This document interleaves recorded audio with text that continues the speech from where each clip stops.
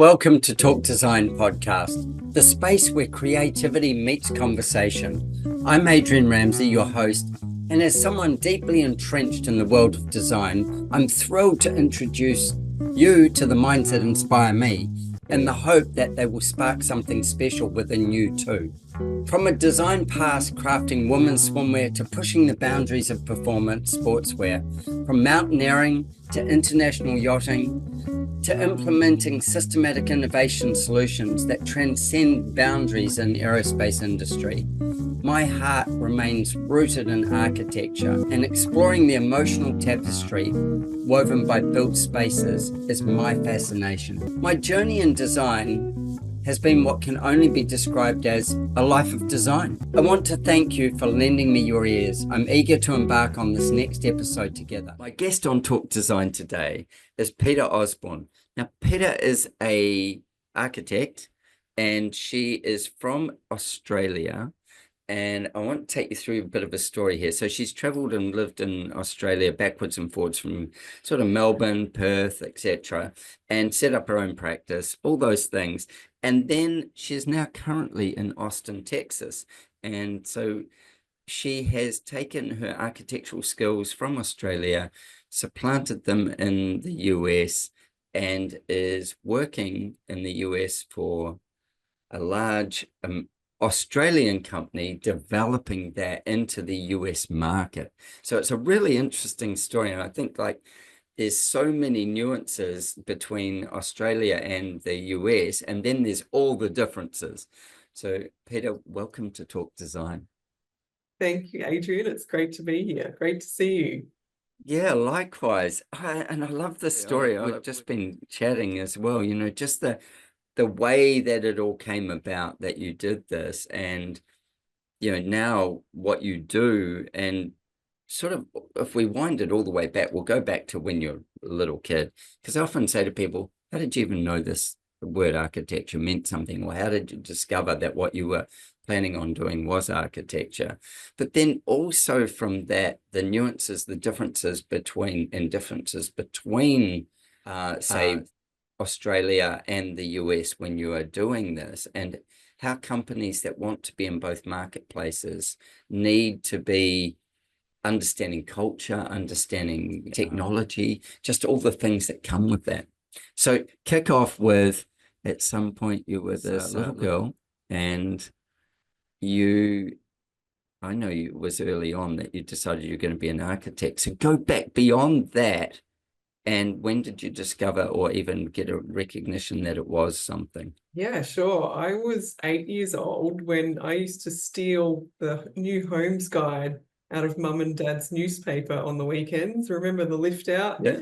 Yep. Used to get with the home design. So I used to steal those, and I had my little notebook and pencil, and I used to draw my own home designs in this notepad. And so I was 8 when I was doing that. And I remember my dad, we had this conversation in the hallway, and he said, "I'm going to be an architect." And I didn't even know what that was yet. And I said, what's an architect? And so that was like 8 till 11. I was doing that. I was drawing I wish I had that notepad still, but oh yeah, I'm sure there'd be some cracker designs in there. Isn't that the thing? Isn't the notepad the thing your parents are meant to have kept? Yes, you would think, right? Seriously, yeah, duty of care, parents. Yeah, or scan that. Yeah, exactly. Put it on Dropbox. Exactly. So yes, that's okay. So I knew that's what I wanted to do, and I also studied interior design after high school. So I was studying building design and interior design, and I started that off in Perth because I grew up in Perth. And then when I was an adult, I was about 20, I moved to Melbourne on my own, and I just started studying at Holmes Glen TAFE, studying construction and building design.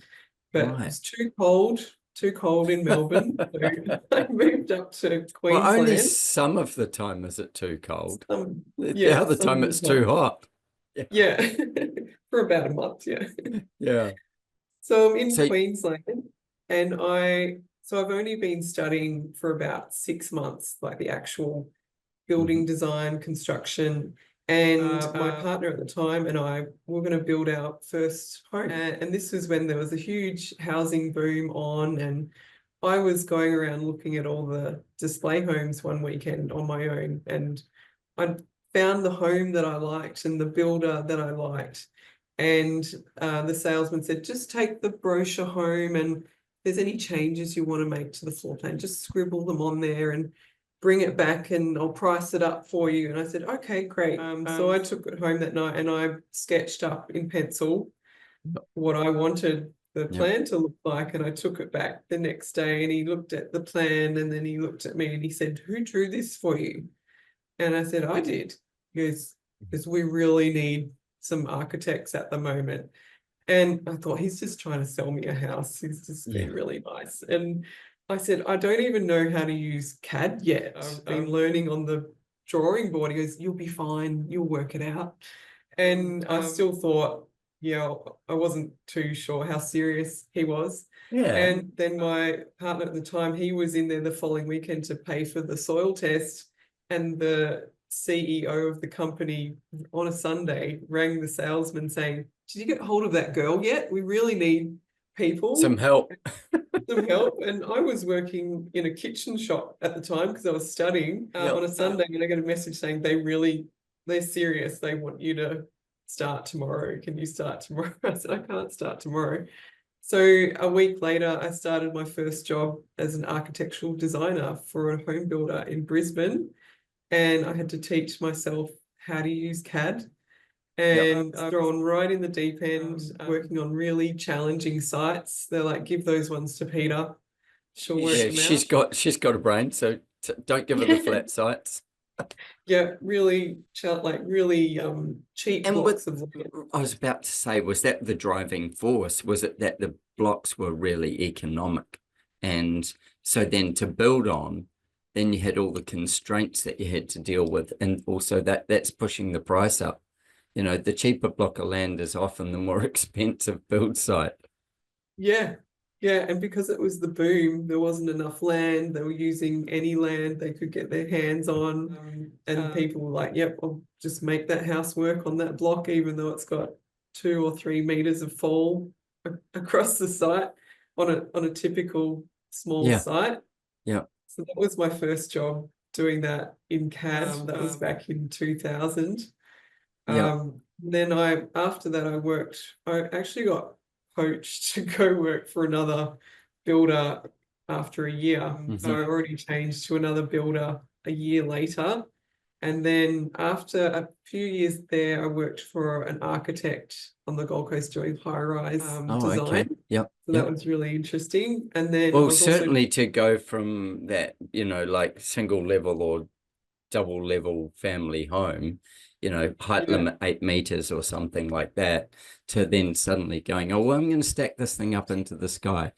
And for the American listeners, because 60% of the shows listened to by Americans, the Gold Coast is slightly south of Brisbane, and it's like right on the water, and it has some of Australia's tallest buildings in it, if not the tallest buildings in Australia. They did this thing there where they said, yeah, we won't govern your height limits like most towns do. And so the Gold Coast has some big buildings. In fact, I went and shot one for Dream Homes Revealed last year, and it's the highest apartment in the Southern Hemisphere. Oh, wow. Is that Seoul?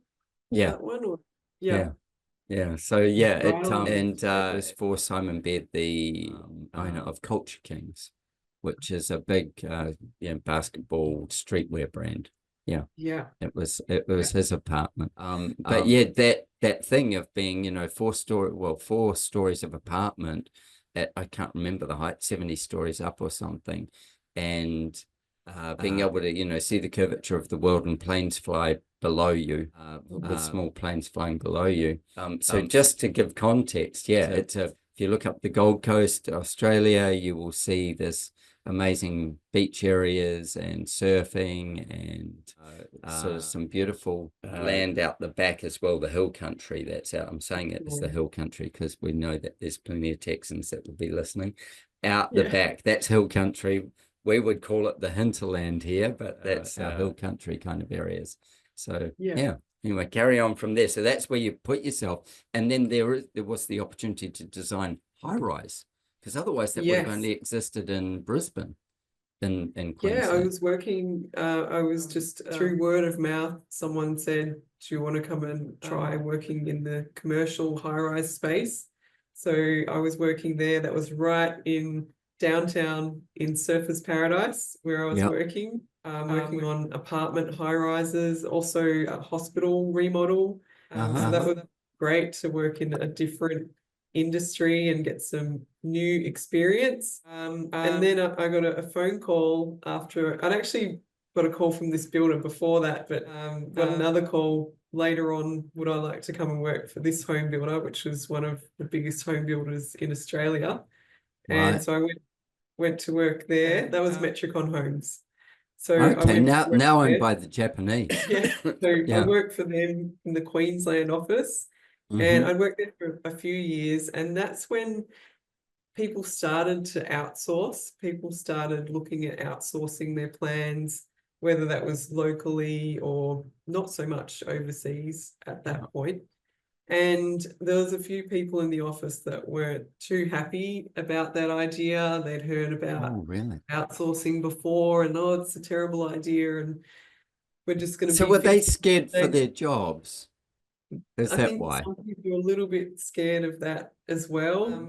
But the first reason they looked at that, we'd outgrown our new office so fast, we couldn't fit any more people in the office, and it was just so busy. And so they're looking at outsourcing.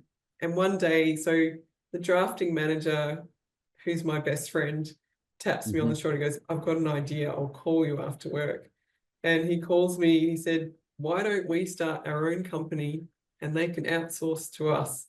And so we made a meeting with the MD, and he thought that was an awesome idea. That's fantastic. So we started our own company and very quickly picked up quite a few other home builders in Queensland doing the production drafting. And then in time, people started asking us, "Do you do custom design as well?" I said, "Yeah, I can do that." So the business became sort of one half was production drafting for all the home builders and developers. And then I was looking after the custom, mainly high-end canal sites, Hope Island, Century Cove type homes up in the hinterland. So the builders would send their clients to me, and we'd sit down and do the custom designs, and I loved doing that. So I did that as well. And then I ended up moving back to Melbourne, and I knew I wanted to try a few other things because I'd been working in the home building industry for so long. I wanted to try something different, but I wasn't sure what yet. And then so I had a flatmate at the time, and she said, "You should meet my friends Gary and Aidan. They've got the same type of company as you." So I met them for a coffee, and they are Way Digital, who I now work for. But this is about 15 years ago. Wow. Yeah, right. So that's how I met Gary and Aidan, who are the owners of Away Digital. And then between that time and to now, I went and worked in retail design management. So I worked at, Coles supermarkets. Sure. Yeah. Huge. Yeah. It's Coles or Woolies in Australia. Yep. Yep. Kind of like there's Trader Joe's or Australia's supermarket industry is a duopoly, really, of two different kinds of grocery stores, really, and that's one's Coles, and one's Woolworths, and we do have sort of independent grocery group, and we also have the Aldi, has taken a big foothold here, but it is the whole market's a duopoly, and Woolworths is the bigger of the two by quite a lot. And then Coles is, as actual numbers of stores and stuff, they're the bigger one. You may have, I don't know whether through all that side you ever met my brother. My brother's name's Elliot Ramsey, but he was very involved in fast-moving consumer goods design and worked really heavily with Coles for many years. Yeah, it was a completely different role for me, but I loved it. And I was responsible for all three liquor brands, so Vintage Oh, yeah. Cellars, Liquorland, First Choice Liquor Market, and the supermarket, the new supermarkets. So they've got renewals as well. Yeah. And I loved it. Everyone said, I don't know how you do this job. It's so much. It's like herding cats. You get all these stakeholders to align, get them to sign Yeah. off on these designs. And I said, I love it. I really It's enjoy actually it. a skill set for you. Yeah. Yeah. So I don't know if you've seen a Liquorland lately. They changed from the red and the yellow to the black and white. So I drove have the seen that. meeting on Yeah. that. Yeah. Had to get that approved by the CEO. So this is all during lockdown. Oh, right. When It's during we're working COVID. from home. Yeah, so running these big meetings with stakeholders to get them to sign off on we're going to do this with the new store. And so got that approved. And then I left Coles and had a bit of a break from working after that. That was after lockdown, crazy times in Melbourne. So what did you And do on your break? Just got your notepad I back out and grabbed the weekly real estate mag. I actually had a lot of friends ask me, hey, can you do my house plans for me? Did some great projects during that time. My next door neighbor, who I didn't know at the time, did this amazing he had a landscape architect redo his yard. And I got chatting saying, that is amazing what they've done. He said, yeah, I've got to do the house next. Do you know anyone that can help me with the plans? I said, I can help you with the plans. Yeah. And then he goes, do you That's know what I anyone do. yeah.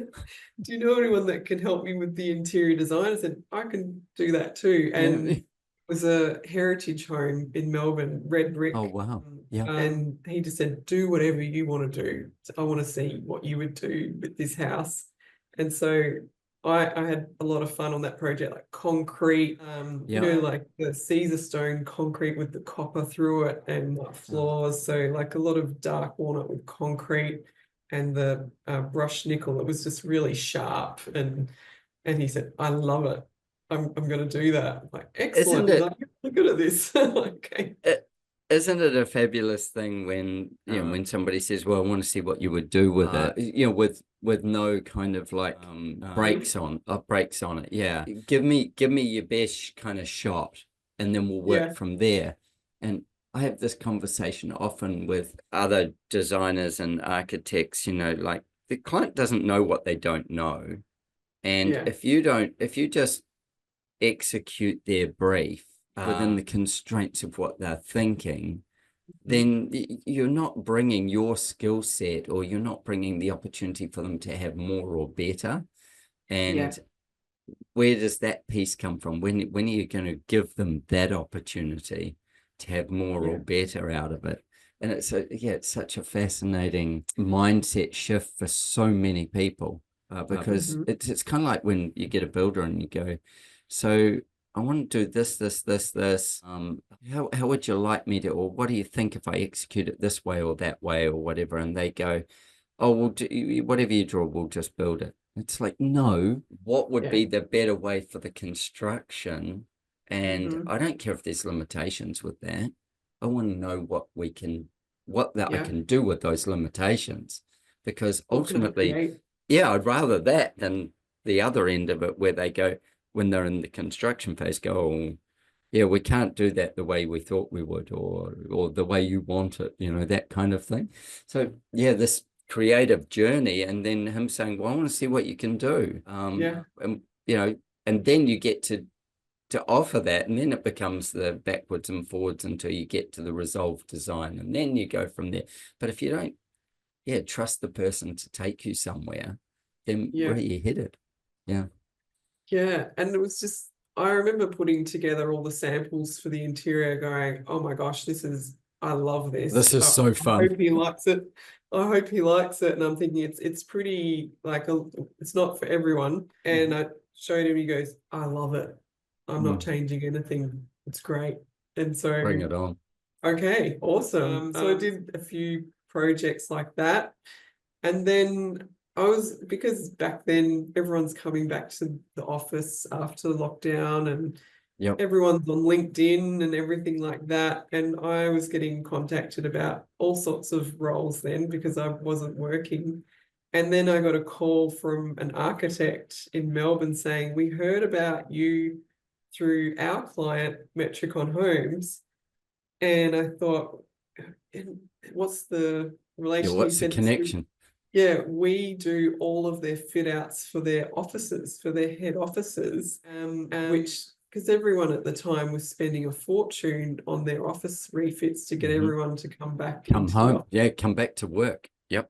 Huge budgets, beautiful offices with the kitchens and the cafes and the lounges, all those things. And he said, how do you feel about coming to work for us doing commercial fit out interiors? And I said, yeah, that sounds like fun. Sounds exciting. Sounds exciting. And so I did that for a year. At that time, I knew that I was going to be moving to the States. So I was only at that role for a year. Yeah. So how did you know you were going to be moving? So I always knew in the back of my head at some point I want to go live in the States for a while and try it out and experience it. And it was while I was working at that job. It's like, it's just going on the never. I need to actually make a plan. It's time. Yeah, right. So we made a plan to do that. And then I finished up at that role. So looking for a new job in the States, it's, as not everyone knows, it's actually really easy for Australians to get a job in America, thanks to the E3 visa. So I was applying for jobs in America. I wanted to move to LA. And I was contacted about a role in San Francisco. And they said, we know this is a little bit different to what you've done before, but with your experience starting up a company from scratch and your design experience, commercial homes, how do you feel about coming to work in healthcare? Because we're starting a new healthcare division in our company.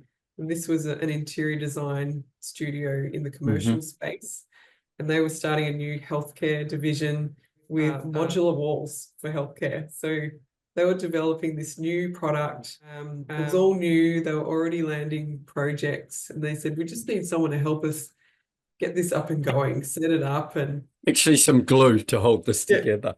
You've got the experience. Like we're just not just, we've got a lot of experience in healthcare, but we've just been doing interior design. We haven't been doing this modular construction side, and it's a whole new part. And we've actually made this new division of it. So that was a fun job as well. That they'd already landed projects and building it as they go and developing all of this into Revit with the architect and seismic engineering. And so I helped with that because in California, the number of overlays to do anything in California is like next level. Yeah. It's not like working outside a county line in Texas. So lots to set up and helping that team as they're figuring this all out. So I really enjoyed that. I've enjoyed building that and how do we do this and working it out, problem solving. And I left that role because I didn't want to stay in San Francisco. And so then I was looking for a new role in the States. And that's when Gary and Aidan called, said, Peter, how do you feel about working with the Way Digital? We've been wanting to start up in the States and you're the perfect person. So it sort of came full circle from this conversation from about 15 years ago, that now I'm working with them here, growing the business here in the States. And I love it because all of my experience with home builders, architects, engineering, all the tech that goes along with that, and helping people to either change over to new tech, or we're so busy, how can we do this better? Or we need more people. And just people are also, we've done it this way for so long, we don't know, it's too scary to change it over. And then just going through the steps with them saying, I get it, I hear you, I've been there, I know the challenges, and I know it sounds hard, and it sounds like it's this big beast of a thing to change. How do you eat the elephant? One bite at a time, but knowing where to start eating, that's part of it, isn't it? The other thing that would have been really interesting, obviously that adds so much value to what you do is having worked at large scale corporate, also high rise versus, just single story or low rise.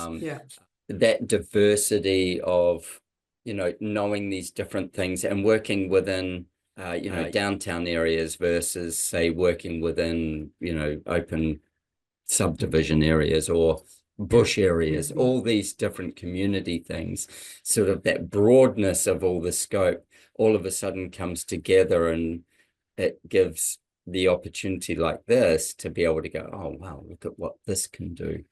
I think that's brilliant. And then to also get to fulfill that, that dream of going, oh, well, I'm going to go and live in America. So with that part of it, why Texas out of, I mean, there's 50 states, and as most people know, I'm a big fan of Texas, and you're in Austin, a city that's really close to my heart. But like, why Texas? Because you could have ended up in Florida or Kansas.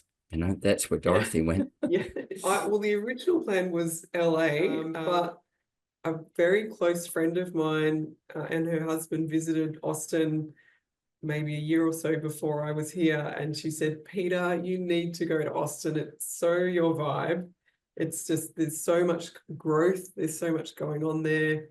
It's like a bit of a teenage city at the moment. It's going from this small town into this bigger city. Like the music, the food vans is not entirely my thing, but just the whole vibrancy of the city. There's always something on, like the music, the Zach Theatre. Well, you've got South by, ACL.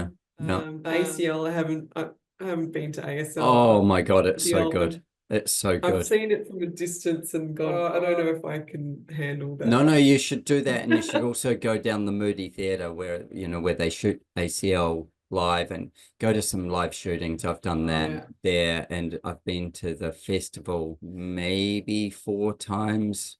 The Grand Prix, they've got the only purpose-built Formula One track in America there in Austin.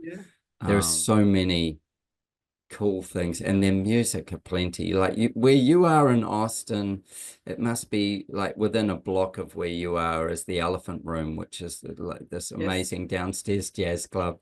And then you've got South Congress with the Continental Club and all these other things all around you. It's a very, very vibrant and very liberal town. I mean, for the state capital of Texas, Austin is like this incredible kind of free-flowing artists environment. They don't use it as much, keep Austin weird. It's it's still, but that's still part of that thing. And you live close to Rainey Street, and you live very close to 6th Street, so those are kind of tourist. Well, Rainey Street less, but 6th is a real tourist space and all the rest. And like the Driscoll Hotel, the Driscoll, that's one of my favorites, to go to the Driscoll and just have a whiskey sitting up in the bar, and that incredible entrance. And it is. It's kind of like stepping back in time. It is. Then you've got all those other vibrant cities as well, like San Antonio's really close. Texas, Dallas isn't so far away, but Fort Worth as well. Those cowboy towns, and the history that built the West, or built that southern part of it. There's so much. We could start a long rave about what you can do if you base yourself out of Austin, because it is the heart of the state. Like, as they say, it's like the heart of Texas, but it is, and there's all these things that radiate out from it, and it's not a big town. It's still, it's really like just under 1 million people. It feels like a lot bigger because it's more spread out. I can't wait to go and see Fredericksburg. That sounds like my place. I want to go with you. It's so cool. And Lukenbach, when you're on your way there, I mean, Fredericksburg obviously being very German in its background, but then Lukenbach, Texas is down that way as well. The Willie and Nelson song, Willie Nelson, and who did he do it with? Waylon Jennings, I think. But there's all that part of it as well, which that settler history that Texas has. and getting out on Ladybird Lake and getting out on Lake Travis and all those things. Just Springs, yeah. Oh, Barton Springs. Have you swum in the pool? I have. And it was only recently we had this freakish, really hot day in winter. Yeah. And I thought, I haven't been for a swim in Barton Springs yet. Today's the day. I'm going to go down there. Day. And it was packed. It was full of, as you know, there's a lot of college students here, like university age. So it was just absolutely packed. And I thought, I'm going to go in for a swim. And it was great. It's like part of the real Austin experience. You've got to go to Barton Springs and the Green Belt. I love the Green Belt. Oh, the Green Belt's just fabulous. Yeah. Isn't the Green Belt just beautiful? Yeah. I love it. The limestone. I love how there's homes built on the top of the croft of the limestone in some parts. I thought, gee, imagine living right on the edge like that. On the edge like that. Yeah, absolutely. And when you get out on Ladybird Lake, you know, like there is so much that you get to see from the water that you don't otherwise as well. Yeah, you know, and East Austin, where it's, you know, being quite gentrified, and but it's got the kind of its own artistic grittiness. It's got the thing that I think I love about Austin, probably more than a lot of other towns through America, and Nashville's done this as well. It's got its own, you know, like flavor. It's got its own mixture of how they use color, how they use style, you know, like it's got its own materialities. It's not homogenized to the point where, you know, like you look at things and you see some live oaks and then you see some of the older houses and the bits that are there and you go, oh wow, okay, and then you see how that is being held on to. And there's the streets where they're walking. When I say they're walking streets, they're not walking streets, you can drive down them, but there's the neighborhoods where everybody walks, and they all build that nobody has fences, and they all have front porches, and they all converse, and they walk along with glasses of wine and all the rest. And pretty much if you don't fit with that, then don't go there. Don't live in that street. And that community part of that is quite amazing. And I know it happens in other places. Austin, I think maybe because the size has got this lovely condensed thing of that, and it attracts artists as well as it attracts tech. And so you've kind of got this art and money mixture, or the tech money mixture, that drives this beautiful level of creativity in the town. Which you don't get that in every town. It's pretty unique. Not every town. Yeah. I definitely, now that you've pointed out, I definitely noticed that when I moved here, the front porches in the neighborhoods where they'll have the two, what are those chairs called with the and like an Adirondack chair. A Cape Cod. Two of those on the front porch. So a lot of the neighborhoods you'll see, it's just pretty normal standard to see the chairs out, which in Australia you wouldn't see that very much. No, I have one on my front porch, but true. Yeah, so people just sit out on the front porch in the afternoon and then chat to their neighbors. Yeah. Like we live where I live in Budrum, and not every house is fenced, but there is more and more and more fences, you know, people fencing their castle off, and there's very few homes. And I think this is partly how we end up designing. Our blocks aren't necessarily very wide, and we always end up with a double or a triple garage to the front. So because we've got these short little driveways that take us in, where America, well, not all, but lots of America was built with laneways. And so you actually parked in the back, you know, you didn't park in the front. And so you would have a front lawn, and you would have a, you know, like it's different. That side of it, that it changes how the architecture gets arranged, and changes the vibe of the neighborhood. And, you know, they're very protective of their trees as well in Austin. They're very like, trees first. I think they could still have more trees, but and I find it funny when people say Austin's so green. Like, compared to Melbourne, it's not. Yeah. But compared to other areas in Texas, yes, it's very green. And it was a lot of learning for me as well, just with the rock underneath the ground. Because I was like, the trees are not that tall. It's different types of trees here. Because they're sitting on all that bedrock that's underneath there. Yeah. The soil layer isn't very deep. Yeah. And just it is so hot here in summer as well, landscape. But there's some beautiful trees around. I can't remember the name of there's a bar. It's so old, and this development was built around it because they weren't protecting the bar, they were protecting the tree. It's on West Side. Oh my gosh, I can't remember what it's called. Like out by Westlake Hills or somewhere. Not that far. It's still in downtown. And when you think of it, we'll when I think of it. So I went there for a happy hour with a client, and it's this little old dive bar. Yep. That, old timber, and it's got this beautiful tree out the front. And they said this whole building where our offices are was built around this to preserve the tree, not the old dive bar. Yep. The dive bar just survived because of the tree. Because of the tree. Priorities. So yep. Maybe it's both of them, but so it's great. But you still see those parts of the old Austin, which a lot of people think that it's lost that now, but you can still see it around. And Rainy Street is just a classic example. You've still got those little heritage homes on Rainy Street. What kind of workers' shacks were they? They were like, yeah. I remember when I know, like they built out the back of them. I remember when I first went to Austin, not my first ever, my second trip ever to Austin was, there was like a 20-year gap or more in between these two trips. And Rainy Street was yet to be developed when I went back on, and since then I think I've been in Austin for the past, other than COVID, the past 10 or 12 years every year, at least once or twice in every year. That's why I have such a big community of friends there.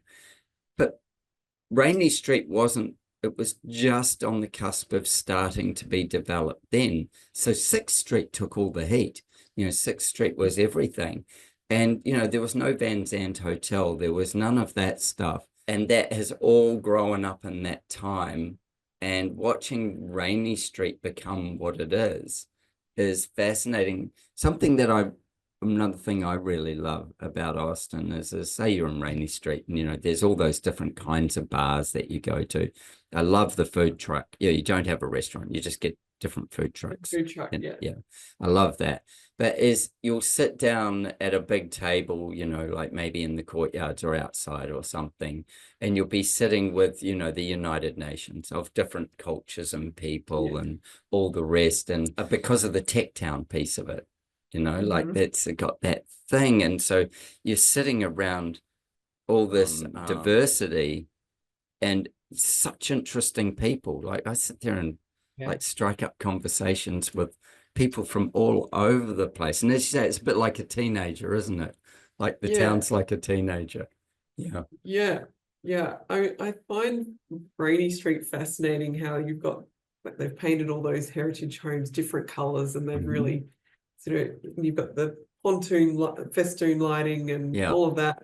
But then you've got these massive high rises built right behind them. And so how the river, like Ladybird Lake, sort of starts heading a bit more south there where Rainy Street is. So now the Waterline Tower, which is now the highest tower in Austin, is down there. And because they're sort of not sticking out, but where the river heads south, they've now got the views looking back at the city.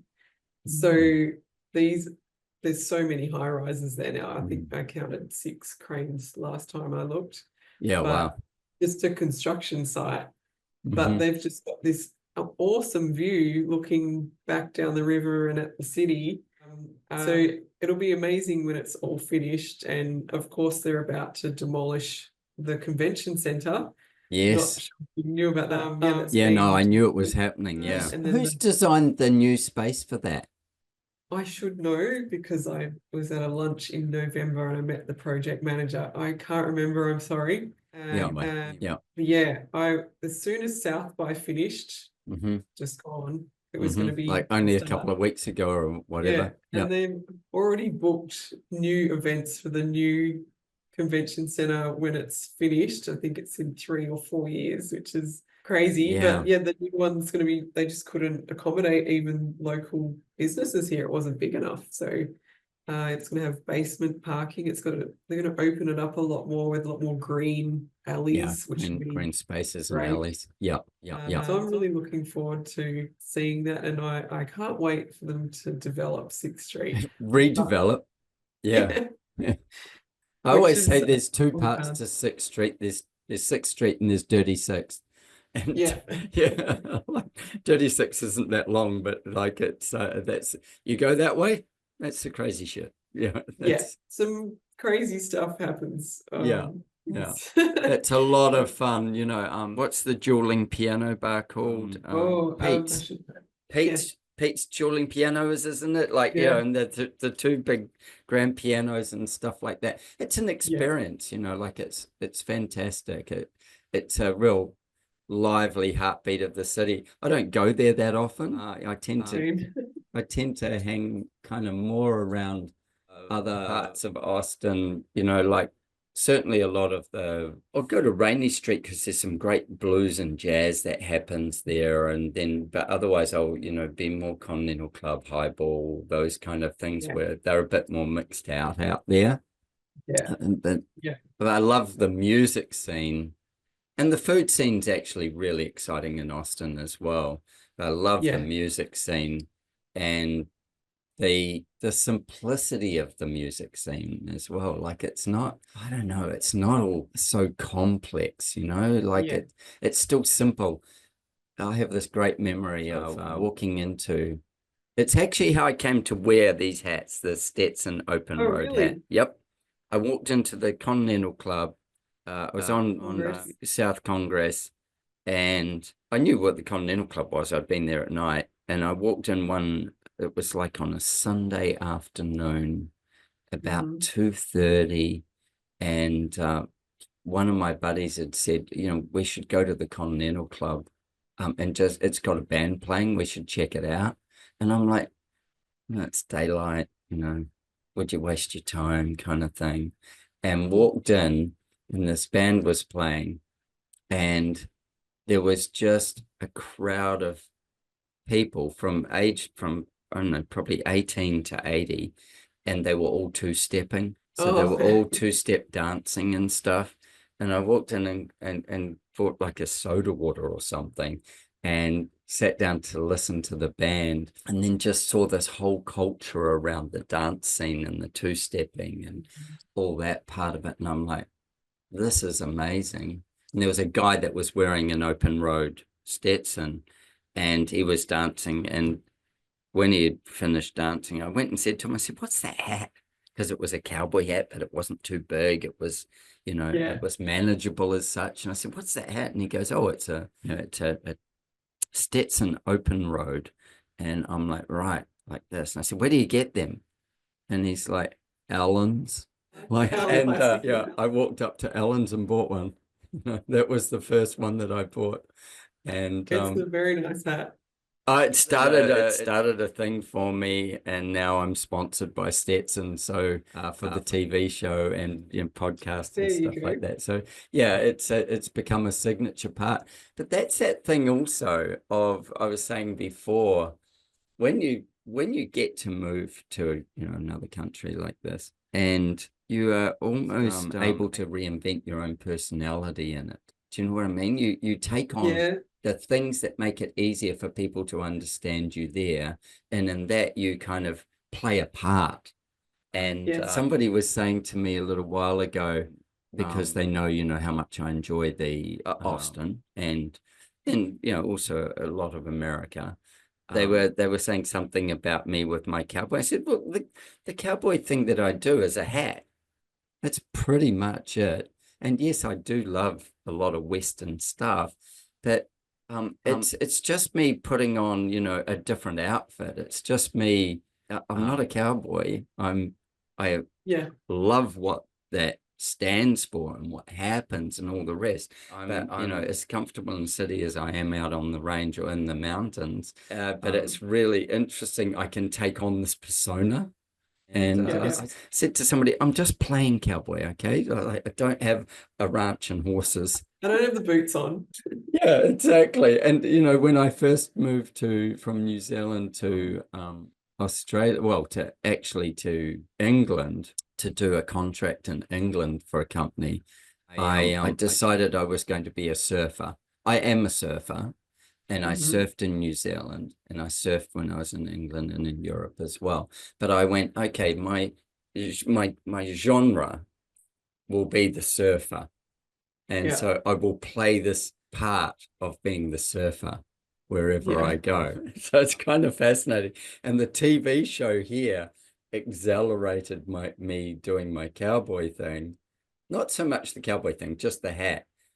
Yeah. With it, because what happened is I went, how do you carry a brand signature with you into a space? And so that was when I went, okay, will they allow me to wear the Stetsons? And they were like, yeah, okay, yeah, you can. But if the crew tells you to take it off because it's shading your face or whatever, you got to take it off. So yeah, no problem at all. So in season 3, I wore the Stetson on and off. And then continuity said, would you either leave the damn thing on or take the damn thing off? Because we're trying to make an episode here. And so then season 4, I just left. There's a couple of times I take it off, but generally I just leave it on. And I have that, and Scotch and Soda, that brand sponsors me as well. So it's kind of this, I don't know, a look that is slightly more individual, but that was all part about playing a brand, creating a brand point. And you're an actress as well, like, so that part of it, it's like going, okay, well, who are you turning up as? And I do find this thing, when you go and live in another country, you get to shift your brand point because it's a fresh perspective. So who have you become? Who's your Austinite? I haven't clearly defined it yet, but it's something I was speaking to a friend about the other day, particularly accents and how communicating with people here. And I said, it's really funny. I don't notice that people have a different accent to me anymore.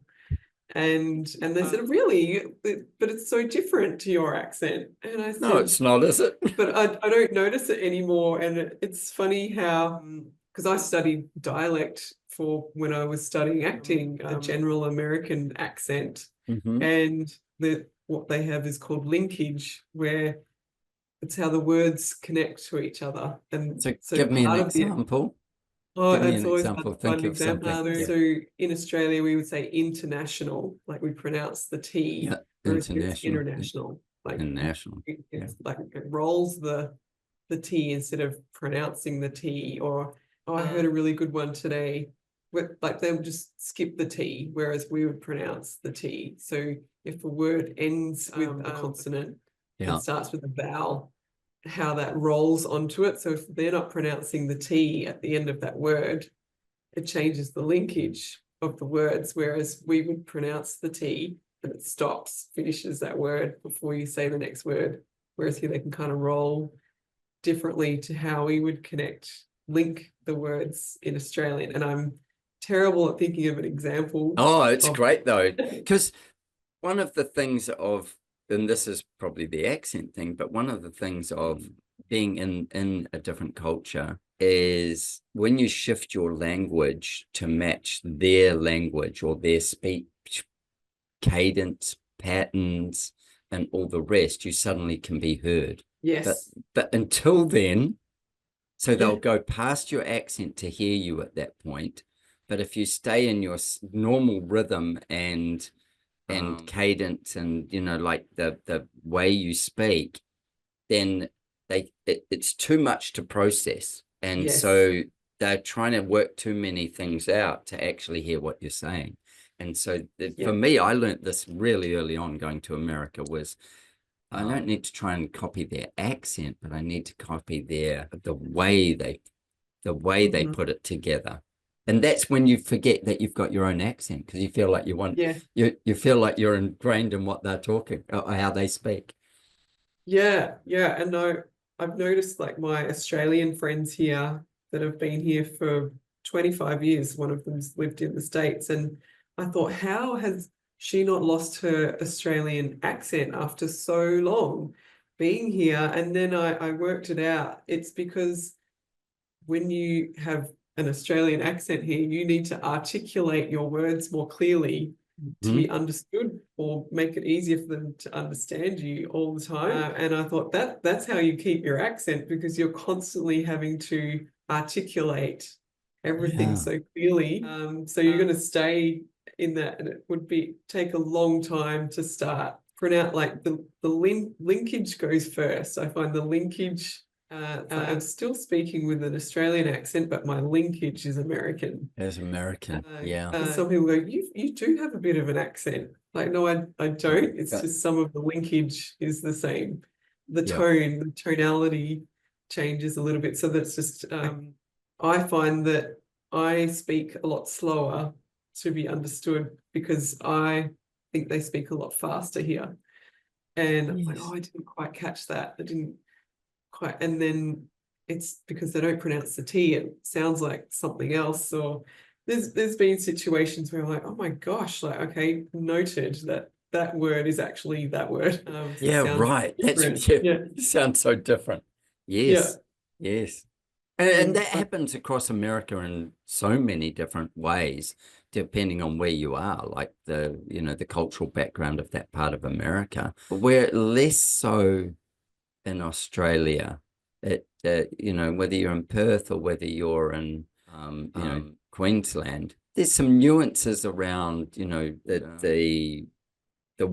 what the actual word they might describe something with, certainly in the building trade, from down south to Queensland, from Victoria and stuff, they may call it this, where we call it this. And that certainly happens in Perth as well, where there's this different language that the state got set up under. And that happens in America as well, like in one part it's this, and another part it's that. And so, that being understood, but then there's very little point in trying to retrain all the people in the place that you go to what you say it is. You just take it on. My family give me a bit of shit with that, because they'll say, oh, when, we're all in America or whatever, that I speak like an American, but it's not. My accent is a strong Kiwi kind of cross accent, but I take on that whole rhythm of speech that they have, and I use their words. If they've got a word for something, use it. Yes, and I definitely, from studying general American accent and now being in Texas, I can see the differences. I mean, we all know all y'all. Y'all. Someone was asking me to describe the Texan accent, and I said that's very difficult to describe, and this is a terrible word. I said it's got like a rolling, almost yodel to it sometimes. The words just roll around a lot more with the Texan accent, and I can only think of all y'all at the moment for a Texan but it's word. got a softness to it as well. There's a sort of a gentleness to it that actually pretty much across the South there is that gentleness and that rolling sound throughout their accent. I kind of find it interesting to go, well, is there a parallel with that and say architecture, how they approach things? Is there something in that is different as well? Yes. Yeah, go for that. So one of my clients who's a home builder here, and they're in the eastern states, and we were working on projects for them which were hip roof, weatherboard clad type homes, your typical sort of the American colonial modern farmhouse style homes in their communities. And then sort of a little touch of Victorian, and yes, a little bit of stone, a little bit of cladding, and the shingle roof. They don't have the same roof tiles here as we do in Australia. And then they were asking us to start looking at some other projects in Arizona. And first they pointed out, Oh, just so you know, the landscaping is different on the visualizations. Just take note of how different the landscape is in the background of the visualizations. And then they said, we'll send you some example homes from Arizona, and they're completely different. So they're more like Palm Springs style homes, flat parapet roof, like low profile, rendered, very sort of much more open plan, much more similar to Australian home design than your typical American home design, but completely different. So all the homes in those communities in Arizona are this kind of style, and the arid landscape with the stones and cactuses, cacti, that sort of thing, and the beautiful mountain ranges in the background. And then over the eastern states, this more English, more English traditional, and even not just English, is it? But more pitched roofs, more. But then there's a higher water carry, and there's possibly snow loadings and all those kinds of things that you deal with out of there as well. So it makes sense. This kind of discovery of all these different things. So I know with running architectural experience tours, like this is part of that thing of understanding why they do things a certain way and why that works in this space, but you wouldn't necessarily use it in that space.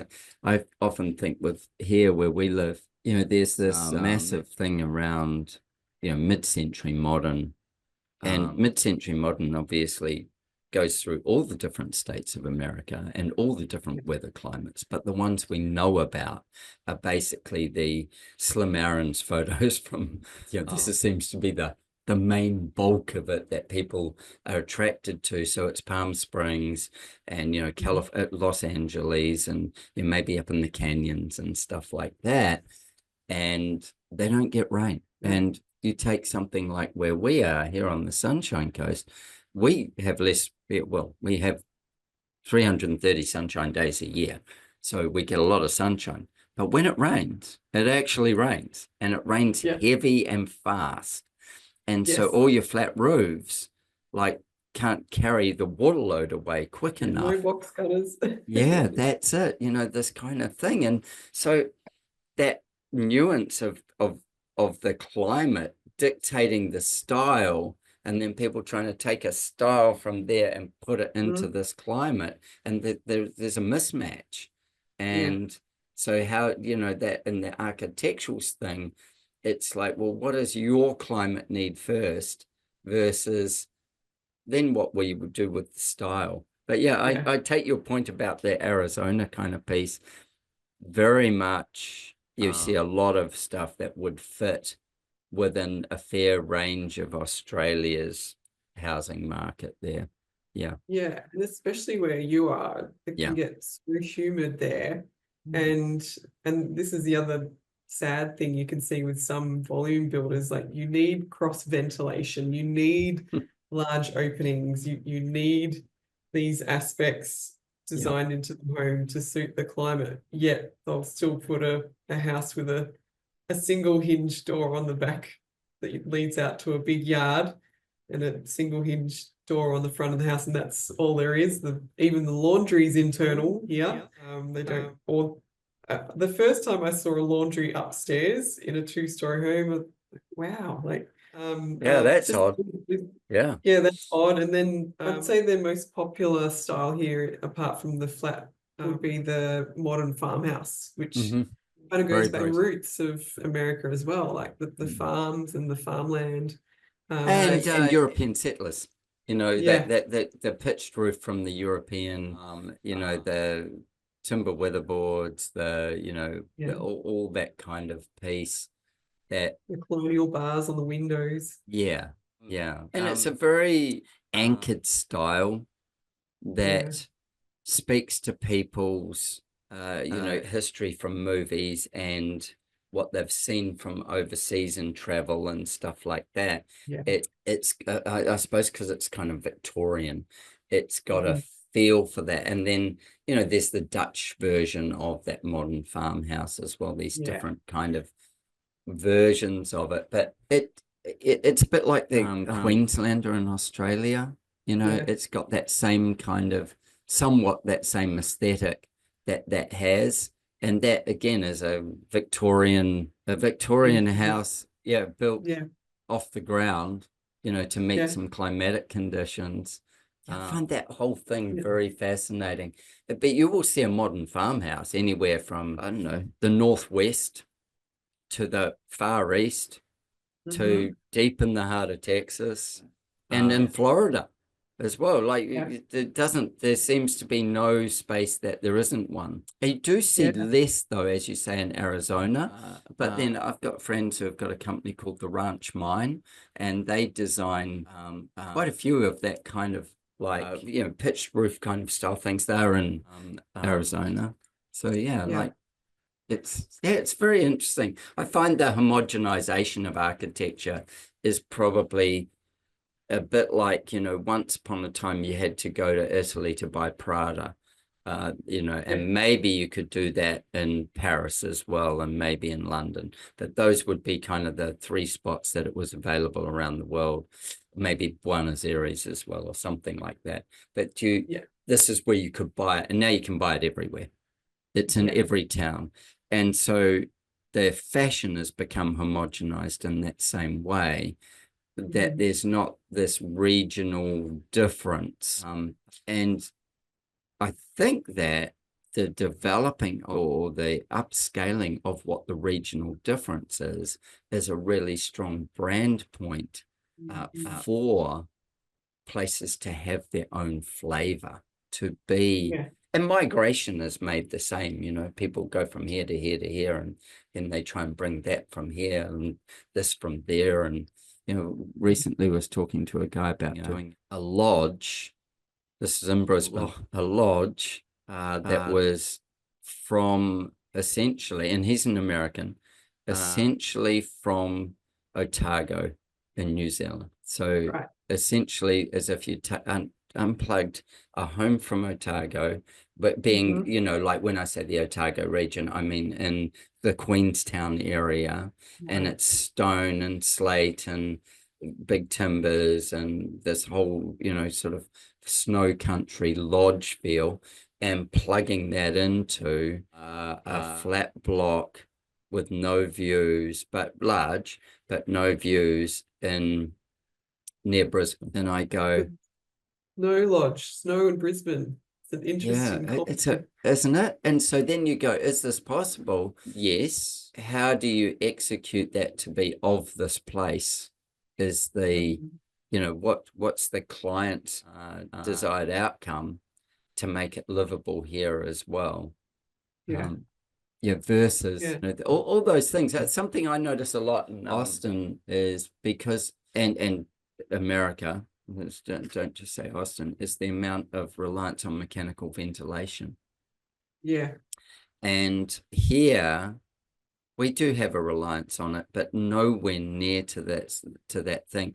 So you'll have a amazing backyard in Austin, you know, so you can open up the back of the house and it will be all windows and one door. And those Yeah. windows will open, whereas in Australia, we'd just open that whole entire The whole side. thing. And I One say sliding door. Australia, I say Queensland, let's just say. But we Um, would just fold it all back, or we'd yeah. slide it all away, and you would have we're doing a house here at the moment. It's got a 12-meter opening. Oh, fantastic. So, you know, what's 3 12s? 36 feet of it open, Yeah. that all slides completely open. And then Yeah. those doors are out beyond the side, well, not beyond the side of the house, but over other parts of the house. So you don't even see them when it's open. But that kind of thing is what we Yeah. would do. And then the outdoors really becomes the indoors. And Yeah. I I still really see noted that that. here. Yeah, I see that they haven't developed that so much in certainly in Austin. And it's one of those things that I constantly go, oh, okay. You're still kind of holding yourself indoors and outdoors as two separate spaces, Yeah. and a lot more than we do. And we have the same amount of critters and snakes and everything else that they do. And it's But all fake news, by the way, everyone. It's not true what you hear in the news here about the snakes and spiders. in Australia, Oh, yeah. oh I yeah, think that's a whole nother conversation. But That I was about to say that's a brand point for Australia. Yeah. Yep, that we've all got crocodiles roaming around in our backyard. And it's very dangerous. Yeah, it is. It is. It's terribly dangerous. I've got a bush turkey that walked past my window before, like this. Yeah. And saying that, I have had snakes in the house, and we do see pythons around, but they keep the rats and all that sort of stuff cleaned up around here as well. And you do go out in the countryside and you will see some venomous snakes, but no more than rattlesnakes in Texas. Yeah, I've seen them there as well. Never seen any snakes in Australia, except when I was really little. I saw one in our suburb because we had bush at the end of our street, like it was a new estate. And another time we were out in the middle of nowhere on a school hike, and we saw one in the distance. Yeah. But yes, everyone that's listening and watching that's seen that documentary, that's the worst case scenarios that ever happened. And they've put them all into a documentary, so it looks like all of Australia is like you can't swim in the sea because a shark will eat you. You can't. The jellyfish. The jellyfish. Yeah, Australia is as big as the landmass of America. So when you're listening to this, like if you're an American, Australia, the landmass is the same. We've got 24 million people or 26, and you've got 330 or 40 million people. So there's a lot more urbanization in America, where we've got a lot more open space. I do this in my business. I do this thing called land whispering, which has me going out to, sites, and often acreage sites. And just recently I went to go and do this, site analysis, and I do it through multiple processes, but one of them is this land whispering piece. And I was walking down what was a driveway, or when I say driveway, it had been cut into the hill to take you to another part, but long overgrown, and when I say overgrown, just grass. You could still drive up it as well. And I was walking down there, and there was a piece that was quite bald, and there was a red belly black on it. And I'm like, okay. That's a serious snake, and a bit of an aggressive snake, can be. But I just stamped my feet, a bit more heavily. I stopped, and it was a fair bit in front of me, and I stamped my feet, and it was like, off, and just shot off into the more scared of us. Don't trap them, but they're more scared of us.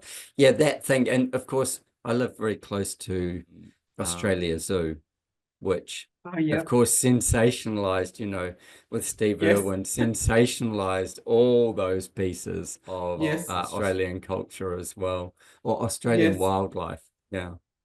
Like wrestling kangaroos, and now even stingrays are with all due respect for Steve, like stingrays are dangerous. Just all these like one-off things that have happened, and now it's I would say it's the first question people ask me when they meet me here.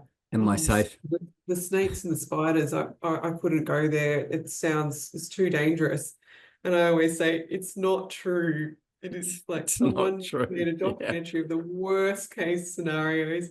And then the second question is, but how many hours flight is it to get to Australia? About 16, 15 from LA plus the flight to Austin. So quickest I've got here is 19. Well, that's if you go through LA. If you go through Houston, a bit quicker. That's Dallas.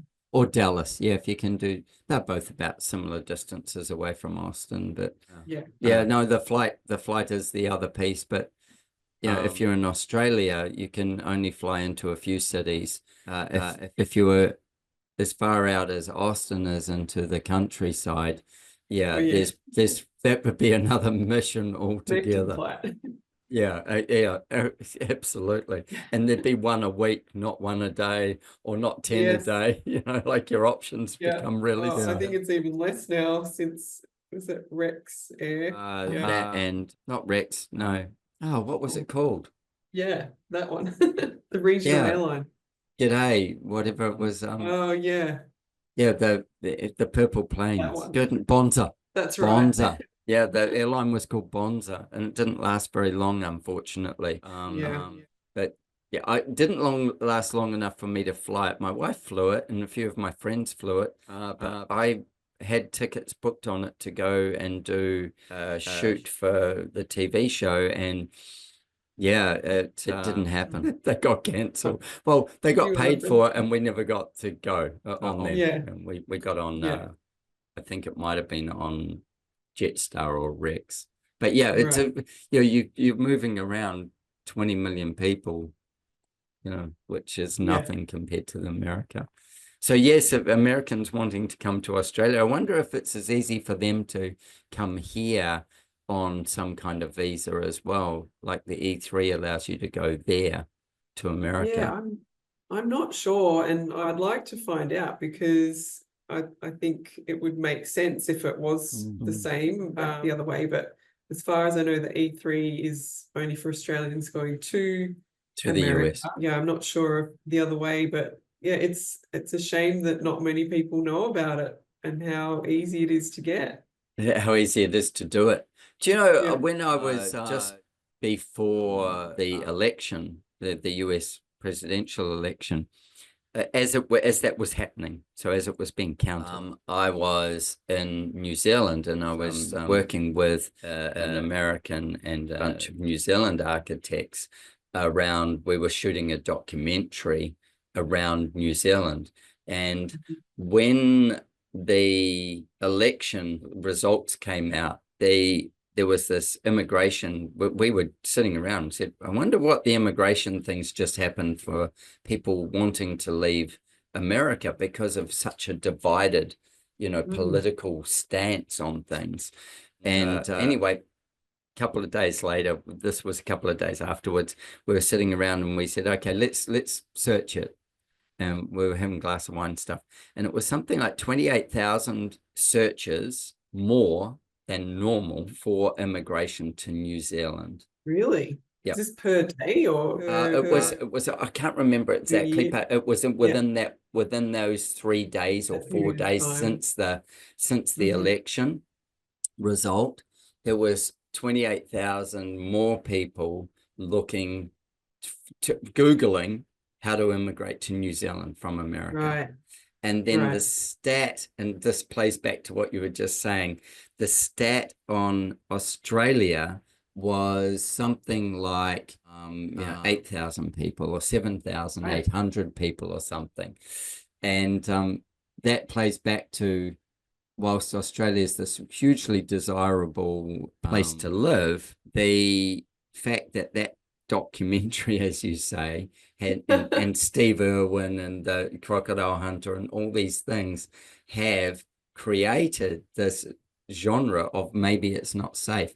But Australia plays into it as well terribly. Like the other day, I'm at the beach, and so it's not particularly rough. We live with surf beaches all around here. It wasn't big or rough or anything. And I'm going down onto the beach, and I've got my daughter with me, and both of us are surfers, but we were just going for a swim. We were just using it as a pool. And we're there, and as we were doing it, the surf lifesavers are packing up. So they were finishing for the day as we were going in. And an announcement comes out from the Surf Lifesaving Club saying that we advise that you hop out of the water at this time because there's no longer patrols on the beach. There will be no, the rescue service is now packed up.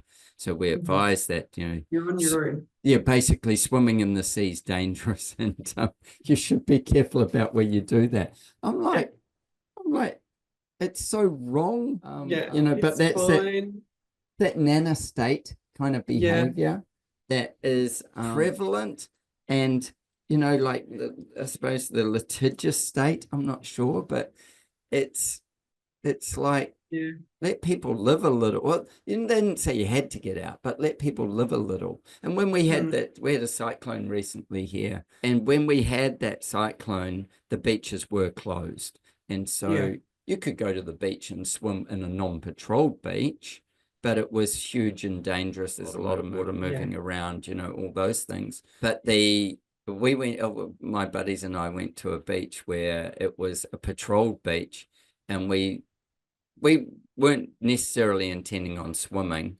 but we got chatting to one of the lifeguards, and he said, "Oh, no, we've got it closed." He said, "Because rescuing somebody in these conditions would just be awful, like it's out of control out the back there and stuff." And he goes, "If you want to get wet though, walk around the corner where I can't see and just hop in there, like you'll be fine." Out of sight, out of mind. That's what he said. I don't have to Yeah. rescue if you don't get dragged out to sea on my beach. Not on my turf. Not on my watch, not on my turf. Yeah. So yeah, pretty funny. Pretty funny. I'd love to ask you some questions also about, like, when you're working there, expanding this Australian company into America. What's the I want to say cultural thing of that? Is it are you greeted with open arms, or are you greeted as if you're a threat to their industry, or what's the feeling around it? I was in Austin a couple of years ago, and I was in a car parking building, and the guys fitting off the car parking building with sensors to tell you how many parks were left, 300 parks on floor 2 or whatever it is, was a New Zealand company. And I said, "What are you doing contracting here?" And they said, "Well, we contract in Australia and New Zealand, and New Zealand based, contract in Australia, and we contract throughout America." And I go, "So what's that like?" And they said, "It's been fine." And I said, "So the fact that you're, Kiwis here, doing this kind of stuff," he said, "Well, we use local people for everything. We're just managing the process." But they were like site supervising the process as well. Right. Yeah. What's that take on being the Australian in America? I would definitely say they welcome with open arms. Absolutely, definitely. And I feel like culturally, like as far as the work that I do and how I'm helping my clients, I find there's a few differences between Australians and Americans as far as Australia. I feel there's a lot of red tape here. There's a lot of hoops to jump through to get things done. Things can feel a lot slower, a lot more steps, a lot more approvals. And I am generalizing, but I find that people are also like, "Well, we've done it this way for so long and it's too hard to change it over." Just that reluctance to change. Yeah. They want to, but it feels like a big ship to turn. It's a big job. And then in contrast to Australia, I find Australians, we just get it done. Just get it done. And I think Australia is slow compared to New Zealand. And I think that Victoria is glacial compared to Queensland, and New South Wales the same. Like I go projects I have there, I go, really the layers of bureaucracy compared to Queensland. It's so interesting, isn't it? And in New Zealand, as I say, it seems to be I was going to say there's more protectionism. That's just different. But I find I'm working in England as well at the moment, and that there it's like there's London, which has this high speed kind of pace, which if you were in New York, you'd say the Londoners are asleep, but it's a high speed pace for England. And then you go out to like, Bristol or, one of those other places, and they are like, you make a phone call and they'll call you back a week later. I sent an email requesting information on Monday, just a really simple RFI to somebody that we're working with. And I haven't had one back yet. I definitely find people are also open to it because they have such close relationships with South America. People outsource to South America or Mexico. So it's not a new concept for them. It's more we're away digital. We're based in Melbourne, but our other office is in Vietnam. So they ask about the time difference, but given the technology, it's not a big problem. The other nuances I notice as far as outsourcing goes, a lot of people here are used to doing that project by project rather than the model that we use, where they're just adding on more people to their team, and Right. they're just their full-time resource, that they have more people working in their other office. It's not this, and people think when they hear the word outsourcing, they just assume that it's only project by project and Yes. all of the things Not going as back. almost like a partner. Yes. Yeah. Yeah. Yeah. You're partnering with companies versus just taking care of this thing this time. Yes. Yeah. So I find once people understand that, they're like, oh, that I haven't worked with that before, but that sounds great. But you know, Um, when you look at big companies like SAP, you know, SAP, and if you look at Accenture, and mhm. I'm trying to think of some of the others like them, but these big companies that you're outsourcing the job to them, and then they take it from start to finish as if it's their business, but your business. You know, they assimilate your cultural things into Yeah. those things as well. It's a much broader perspective model than I've got somebody drawing something for me in Mexico. Yeah. And I also find just the feedback in regards to the way we do things, and the quality and the attention to detail is always excellent feedback. People are like, oh, I'm used to doing it this way, where someone's stopping and starting on it and thinking that's the only option that they had. Right. But then and now, oh, okay, this, and then the feedback has just been great here. So I definitely find there's no sign of a threat or anything like That's that. awesome.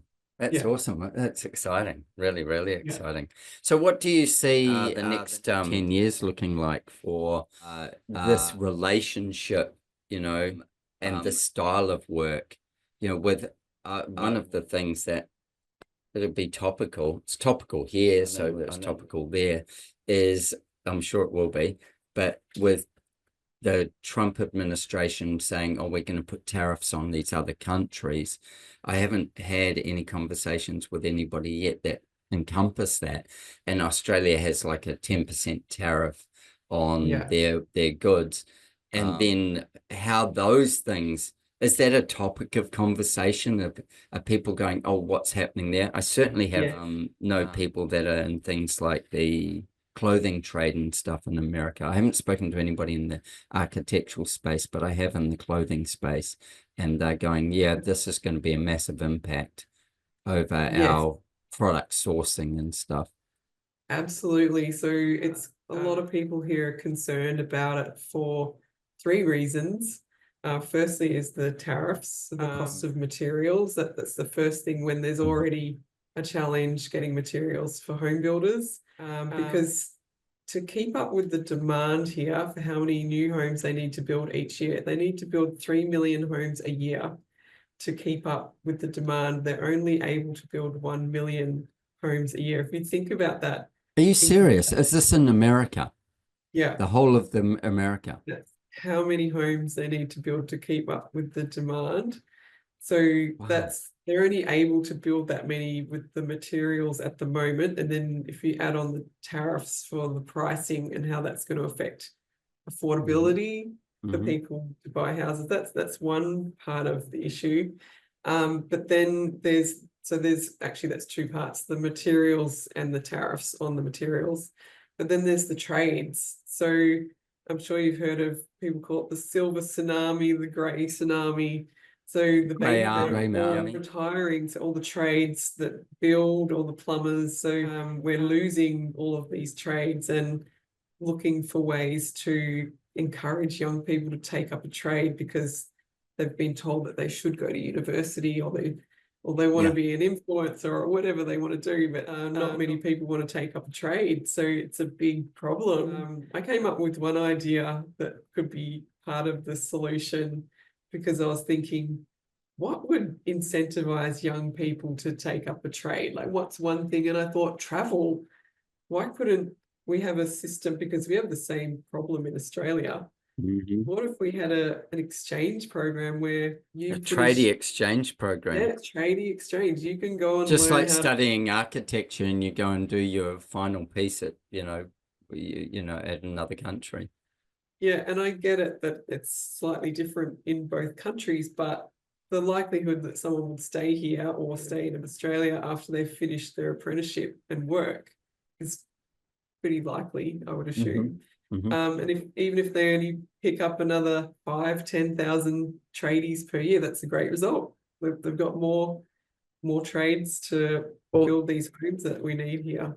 The other thing will be robotics, obviously. And like right in Austin, you've got Icon 3D, which is the world's leading in, digital printing of homes. Yeah.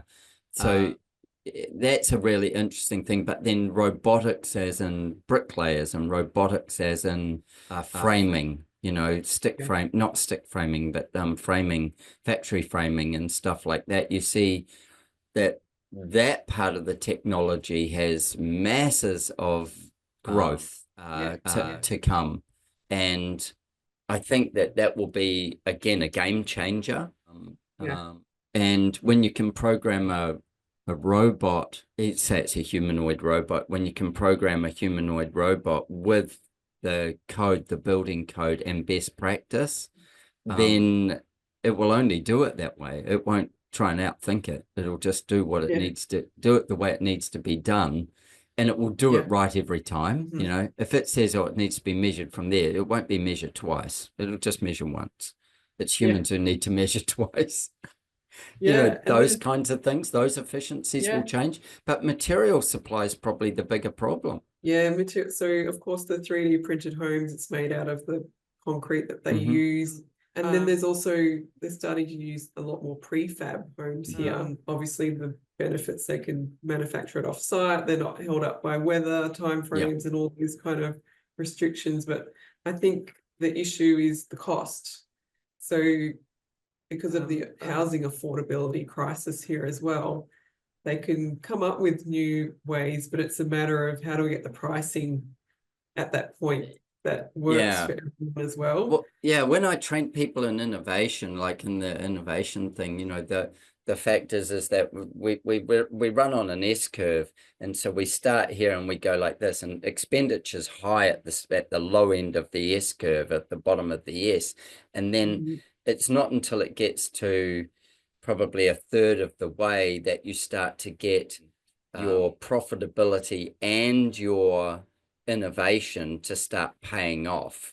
But here you've spent all the money to try and get to here, and so then you've got the recovery point as it grows, and then it needs to reinvent itself. It needs to grow and change, so you're always constantly coming back and topping up the innovation. It's not static, but innovation should mean that the product is better for the client, it's cheaper to produce, and it is easier to use. Those are sort of like the three things that should happen with all innovation. And suits the climate that it's in. I went to another conference recently, which they were talking about the shortage crisis. And one of the topics, they had two panels, like one was talking about permits, one was, actually there was probably 8 over the whole day, but these two, like one was permits, one was zoning, talking about how the zoning requirements holds up the process so much as well because of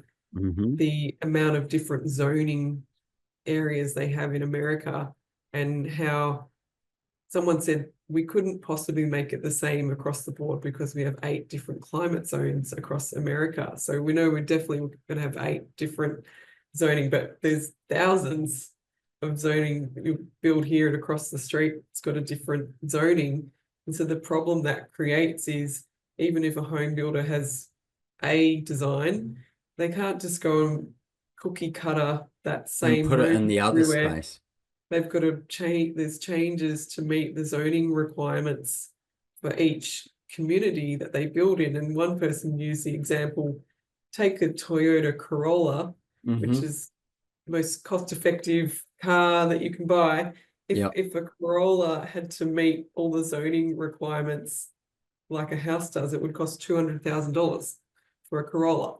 Right. Because you can't just mass Yeah. produce it the same way. You're Yeah. having to make this here, you've got to take a foot off Well, here, you've got to put this You in know, here. it's interesting you say that. Like years ago, I went and visited Fiji Water in Fiji. So the brand Fiji Water.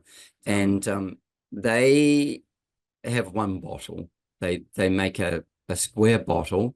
And the reason for the square bottle is that they can pack more in a smaller space.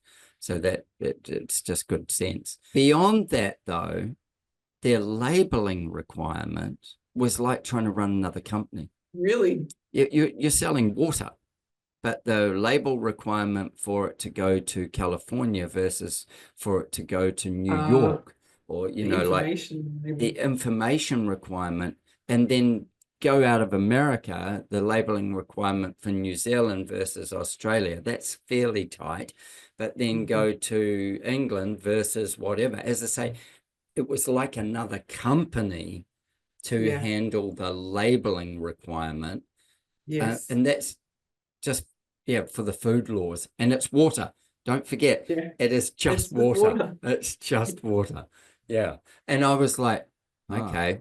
And you go, how can a bottle of water cost so much? And you just put that one requirement on there and you go, right. So the legal departments and all those other compliance things are stacked 50 deep to try and make this thing work on a global scale. Yeah, crazy stuff. I mean, I could go, there's so many things to that, like examples like that where it just adds on so much cost and complications to things. Well, you know, in Australia, we obviously have the National Construction Code, which you'd be very familiar with, and it makes sense as a broad umbrella, and it makes very little sense when you actually get into the specific nuances of things.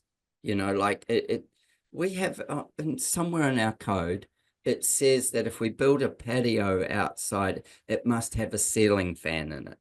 It's got to have a ceiling fan. And by the time we do waterfront homes, with using a fan that's an outdoor fan, so it's specified for outdoors, it can only be guaranteed if it has one open face to the outdoor area.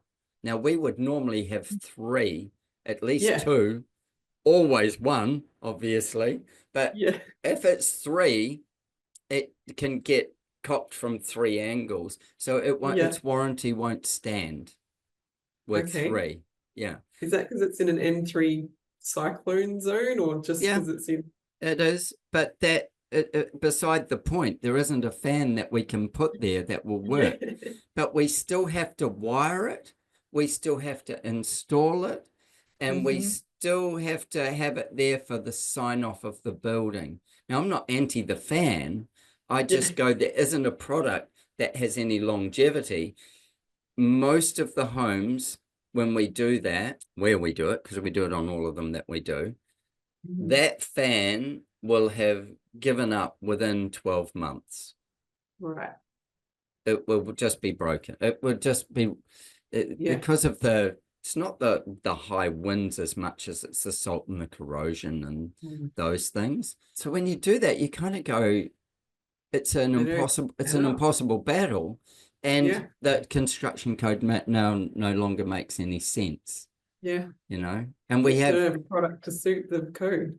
Yeah, exactly. You know, and we have our construction code around livability, which is, you know, flat thresholds or, you know, near flat thresholds, and hallways with circulation for disabled and all that.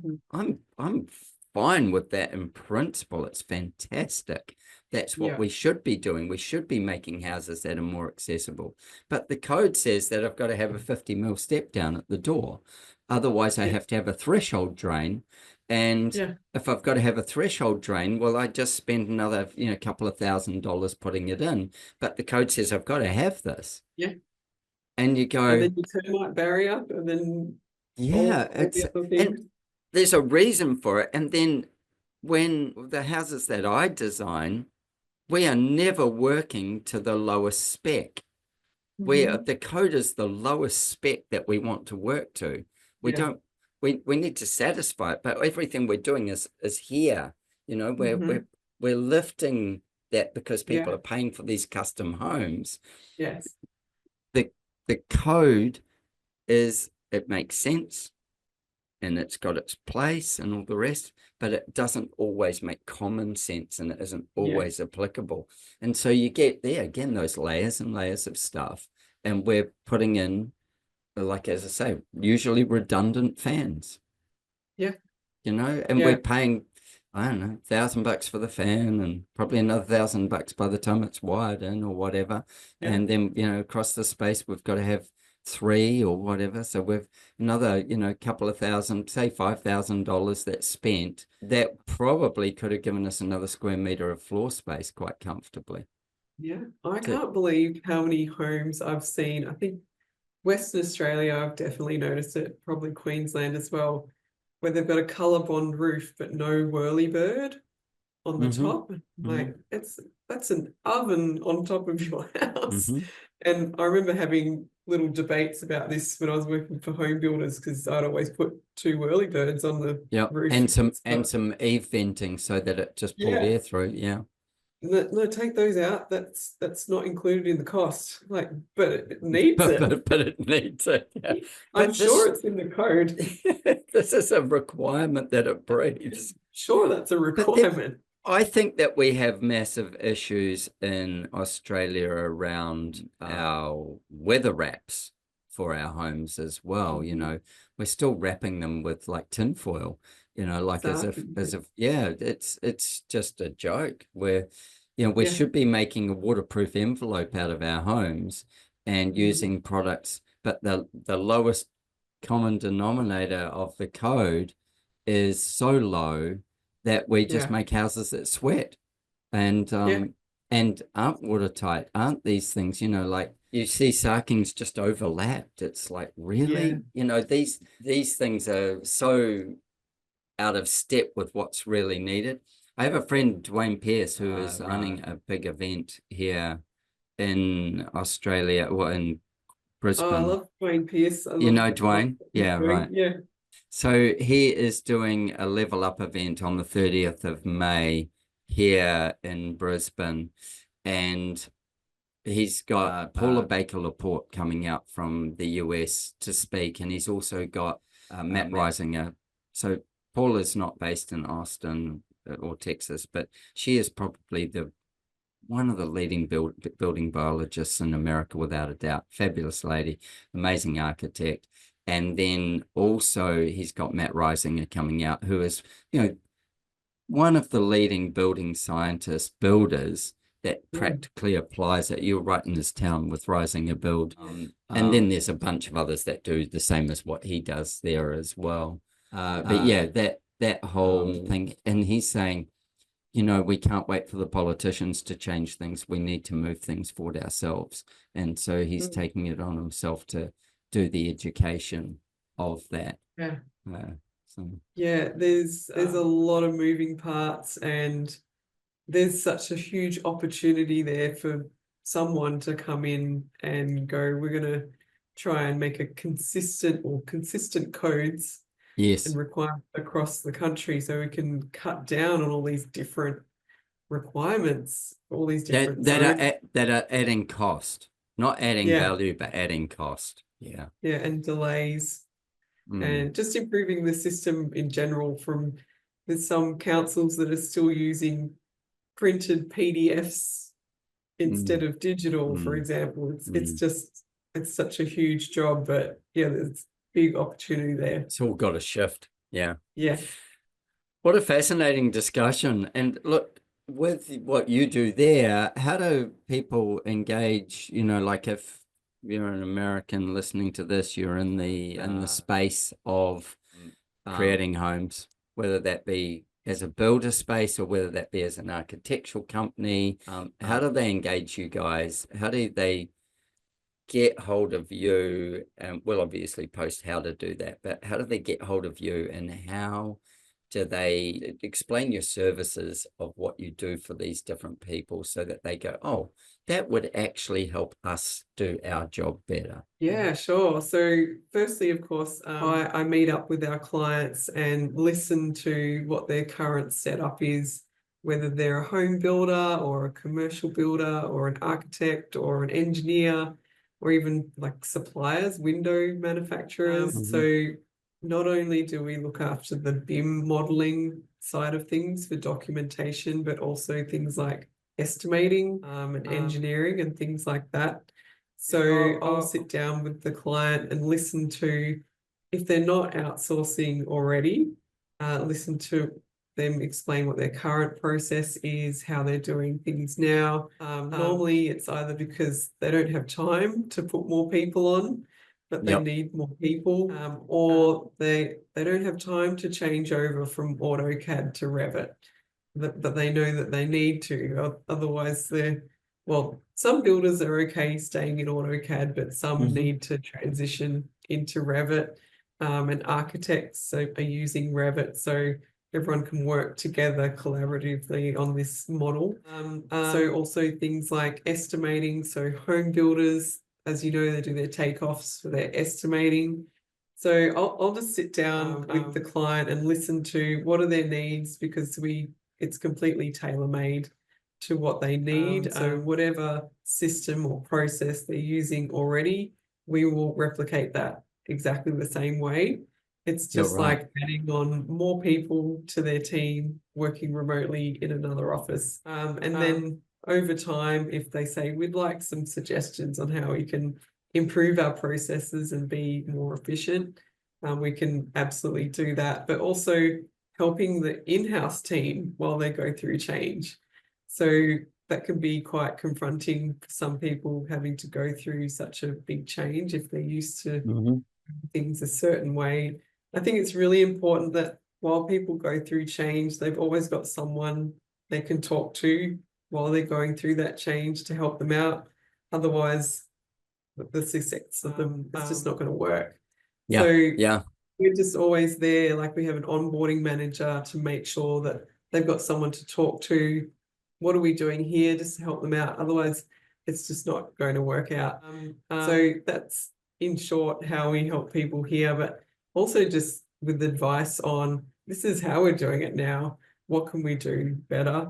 Or what else, what's available in the market? What types of software and programs as well?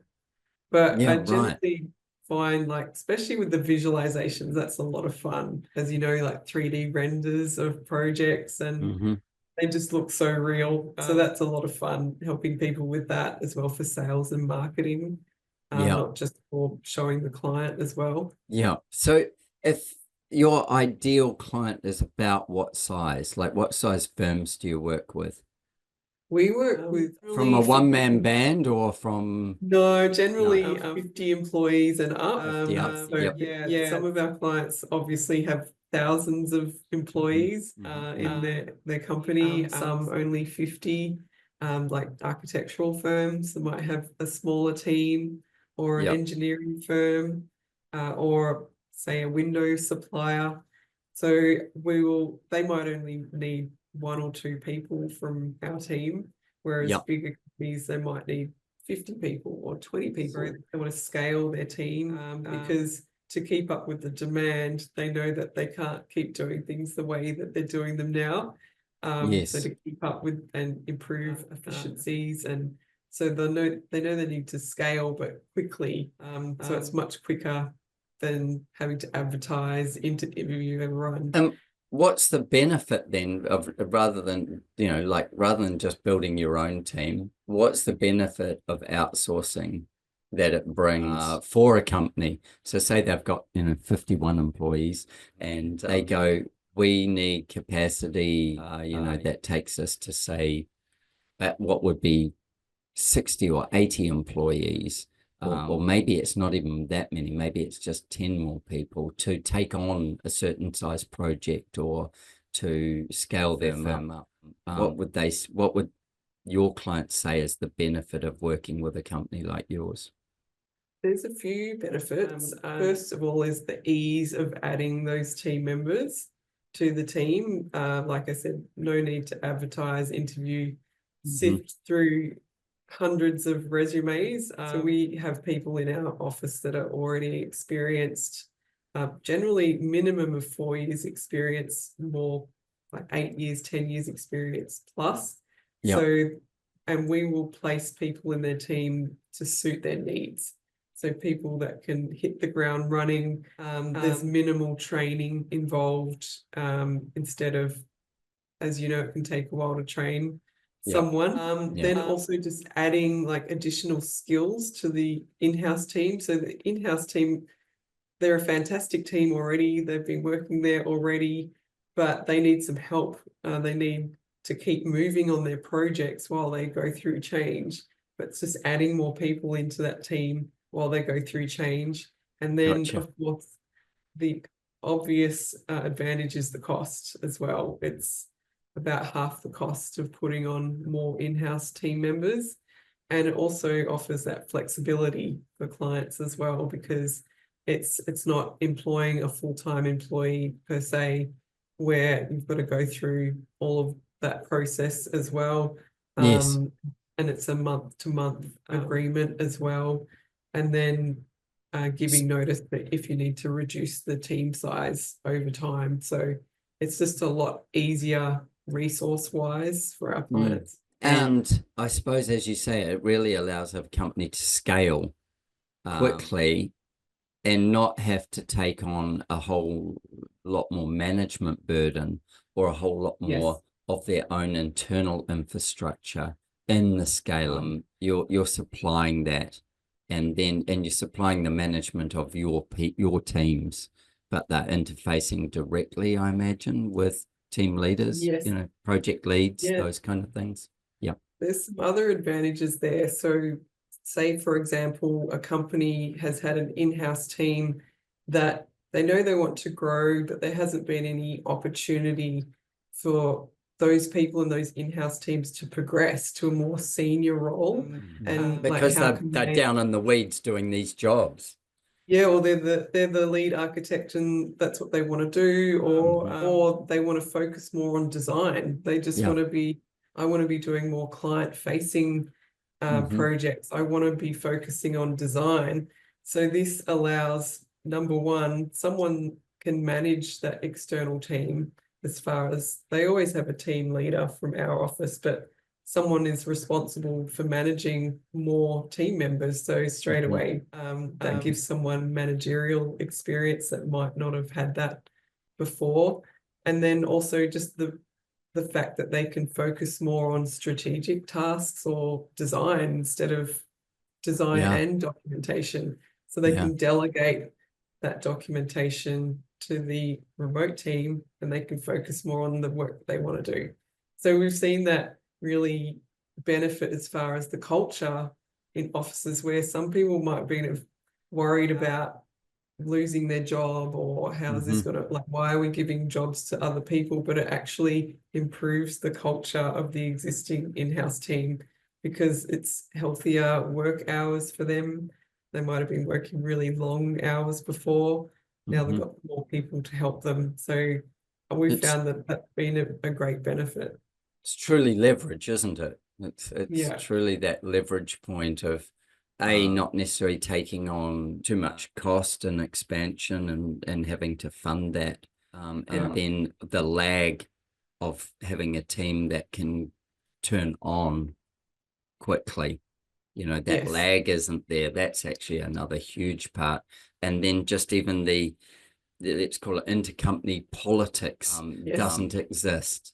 It doesn't, culturally, it doesn't shift your total environment by doubling the size of your team. Exactly. And that's, I'd say that's one of the number one feedback I receive is like, everyone's just happier now. They're so grateful to have help to just reduce the load, reduce the stress, and be able to focus on doing a good job and having more of a sense of accomplishment with the projects they're working on, instead of this just a never ending, there's never a light at the end of the tunnel. And bringing more joy back into their work as well. Yeah, that's fantastic. Well, we will post everything on how to get hold of you. And Thank you so much for sharing so many different perspectives. And look, for the American market that's listening, and certainly the Australian market that is listening, New Zealand, England, you should check this out. Like, you should check out what is possible here. And yeah, we'll leave a way that you can get directly in touch with Peta, and she can then pick it up from there and take it forward from there for you. And then you can understand what that conversation is like and how it could benefit you as a company, and get back to the piece that maybe brings you the most joy in your firm. Yeah. And I'd be happy to help. And thank you very much, Adrian. It's been a pleasure. So good. So good. I've got lots more questions that I want to ask you as well. Okay. But we'll save them for another time. Yeah, episode number 2. Thanks so much. Have a wonderful evening. I'm going to go and start my day. Thank you very much. Take care. Cheers, hon. Bye. Thank you for tuning into our conversation. I hope it left you both informed and inspired. Don't forget to subscribe wherever you listen. And please don't hesitate to share your design thoughts with me. It's always a joy to hear from you. If you're like me and crave a deeper dive into design thinking, coupled with a love for travel and adventure, consider one of my architectural adventures. Join me and some of my wonderful design friends and embark on a journey of a lifetime. Apply for an unforgettable design experience at adrianramsey.com. With our clients spanning the globe, I firmly believe behind every great project are great people. If you're a great person and seeking to turn your dream into a reality, I'd be honored to design your home with you. Why not join the ranks of our exceptional clients and let's make your heart sing? Reach out to me at studio@ardesignhouse.com. That's studio@ardesignhouse.com, and let's get a conversation going and make your heart sing.